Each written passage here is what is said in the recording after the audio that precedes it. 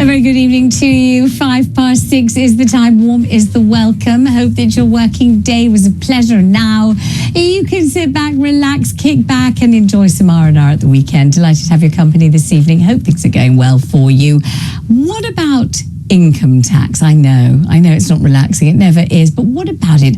Are you paying the higher rate of income tax? And if you are, do you feel as if you should be? Do you feel as if you're a big earner, a high earner, somebody who deserves to be taxed at that particular rate? The reason why I'm asking is this: Britain's stealth taxes, because that's what they're being called, are hoovering up £241 billion from working people, including 6.5 million who are now in the highest income tax bands. The number of people paying at the higher rate of 40% and additional rate of 45% is up from 5 million people 2 years ago when thresholds were frozen. New figures lay bare, they say, the scale of the Treasury cash grab as 2.5 million more people are dragged into paying income tax overall. That total take is nearly £40 billion more compared with 2 years ago. Let's discuss this with Roger Gewolb, consumer champion and CEO of Fairmoney. Hello, Roger. Good to have you on board.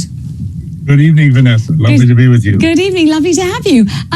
I wonder whether you think this is fair, this is right, that if people are paying 40% tax, it's because they are higher earners, it's just simply the brakes kid and there's nothing they can do about it, or whether you think people are being taxed unfairly, they're not high earners at all, and the net is simply sweeping far too many people into it. It's not quite as simple as that.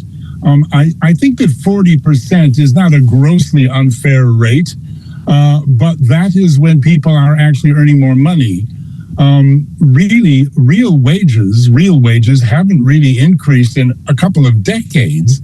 When you have wage increases of 7% and inflation that's been running at 10 point something and higher, and now is 8.7, people are actually losing money. So I think, to answer your question, to tax them extra on that when they're actually making less is unfair.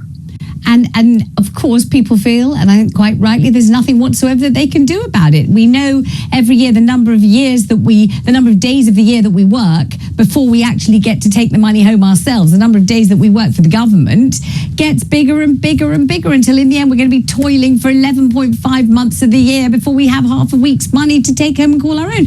Is there anything we can do about it? As CEO of Fairmoney, it sounds as if you're trying to be Robin Hood and help us out a little bit.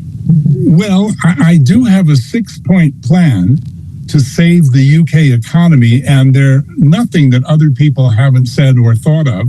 I've just put them into simple terms. If anyone wants to go to Twitter on my account, Dr. Roger Gewolb, they're all there. They're not going to be done. This government doesn't listen. They're about as close to or beyond Labour as you could get. We have the highest taxes since Her Late Majesty was coronated. The highest taxes in Europe, which is a strange thing for a pro-business, pro-consumer Tory party. Mm-hmm. And both Mr. Hunt and Mr. Sunak are tax mad. Well, give us a romp through your big six, Roger, because obviously the last thing I want is for people to desert me in droves and start searching on Twitter for your wisdom and largesse. I need you to tell me now, because you're here now, and so am I. That's what I need. I'm so sorry. I shouldn't have mentioned it. Don't you worry. But you give us the six. You don't have to give me a great big description of each, but give us the idea of what you're thinking of. Okay. Number one is to stop raising interest rates.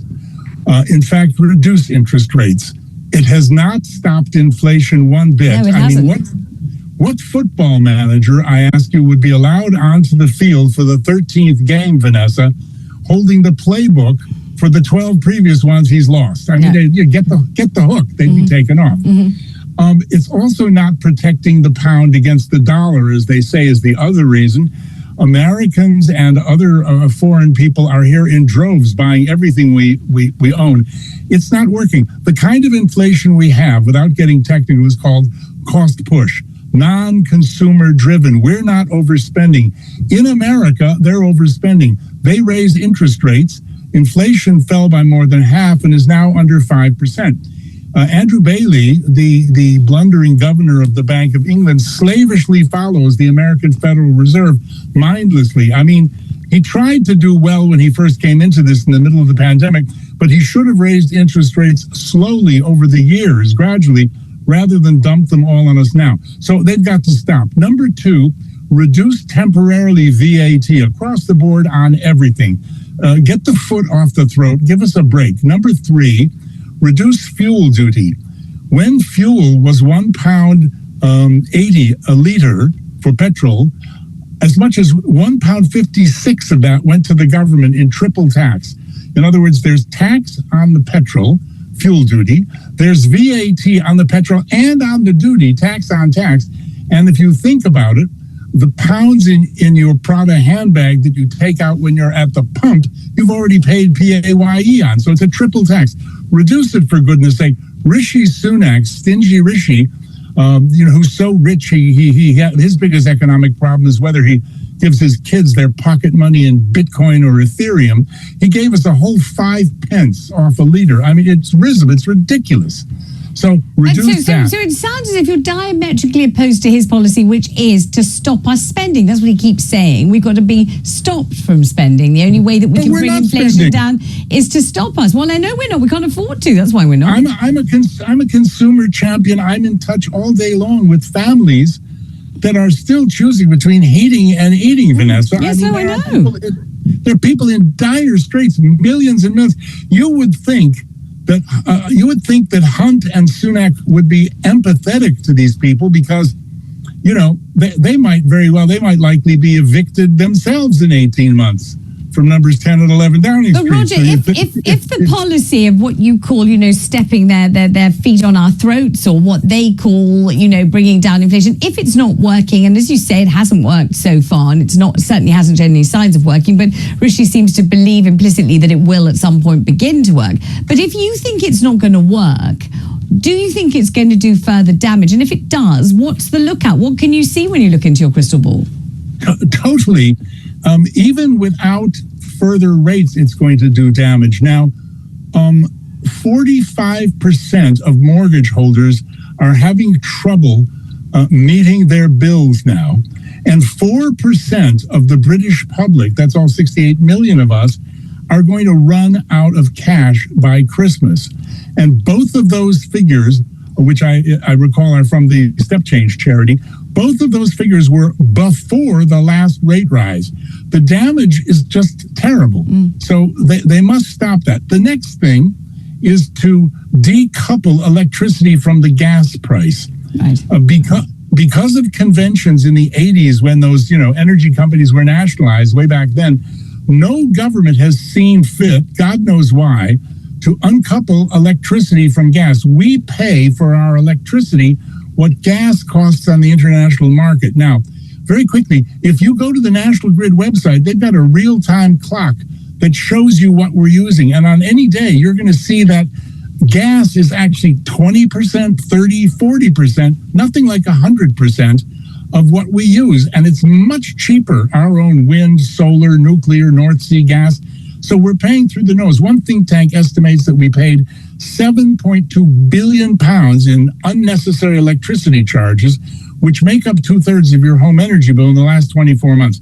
They could decouple that tomorrow. Ofgem, the regulator, Boris, John Penrose, the MP who invented the price cap, have all said, get rid of this. And every home, says several think tanks, will save an immediate 1,500 quid before tea time. You said that you had 6 points, and you said the government will ignore all of them. Yeah, why? That was four. Why? I know that was four. I want the other two, but I want to know before we hear the final 2 points, why you are convinced in advance that the government won't take a blind bit of notice of anything you're saying to me. Why not? It's very hard to tell, but my personal theory is really quite simple. They want to build up a war chest of cash, of money, before the next general election, so that they can then cut taxes and say, oh my God, look what we've done for you, you should re-elect us. They are just hoovering money in with, as you said, stealth taxes. What are stealth taxes? It's where you don't change the rate, you just move the goalposts, and more people are sucked into the net for more and more money, but the government can say, we haven't raised tax rates in 5 years.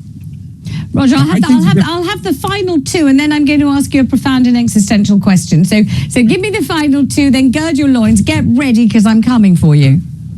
Okay. Well, the final two, Let me combine them into one. Okay. The banks, like the energy companies, have raked in an astronomical amount of money through these interest rate rises. They haven't passed it on. They never do. The other day, I got an email from my bank saying, golly, we're giving you 1.7% interest or something. Now, it's not their fault. I mean, if I handed you a bag of money, you wouldn't throw it back in my face. No. The banks are trying to serve their customers. There are many hundreds of thousands of honest people working there doing their job. But if the government allows them to get away with something and it's not illegal and there's a question whether it's moral or immoral and nobody's too worried about it, of course they're going to do it. You can't blame them.